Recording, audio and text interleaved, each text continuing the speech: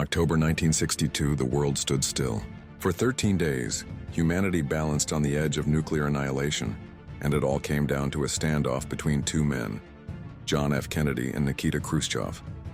It began with photographs. American spy planes flying over Cuba captured shocking images.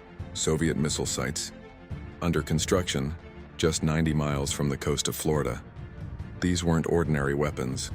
They were nuclear missiles, capable of wiping out entire U.S. cities in minutes. President Kennedy was briefed, and the room fell silent. America had never faced such a threat so close to home. Kennedy's generals urged immediate airstrikes. Others pushed for an invasion. But Kennedy hesitated. He knew one wrong move could ignite World War III.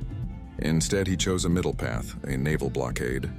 U.S. warships encircled Cuba, ordered to intercept Soviet vessels carrying more missiles. The world watched as the two greatest superpowers stared each other down, eyeball to eyeball. In Moscow, Khrushchev faced his own nightmare.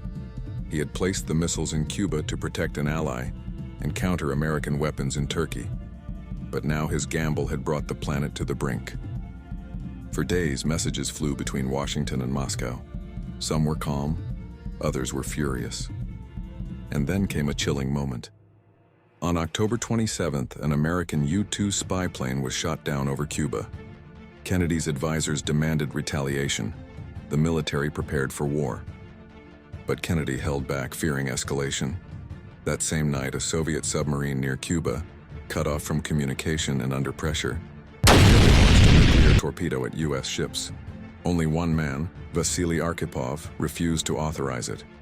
His decision may have saved the world. Finally, a breakthrough. Khrushchev sent a private letter, offering to withdraw the missiles in exchange for a U.S. promise not to invade Cuba. Kennedy accepted. Secretly, he also agreed to remove American missiles from Turkey. But that part was never made public.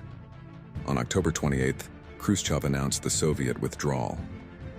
The ships turned back, the missile sites dismantled, and the world exhaled in relief.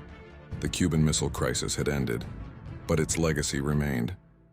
Hotlines were established between Washington and Moscow to prevent future miscalculations, and both leaders, shaken by how close they had come, began exploring arms control. 13 days, 2 leaders, and the very real possibility of the end of civilization. History remembers Kennedy and Khrushchev not for their power, but for their restraint. Because in 1962, peace was not guaranteed. It was a choice. And it was the choice that saved the world.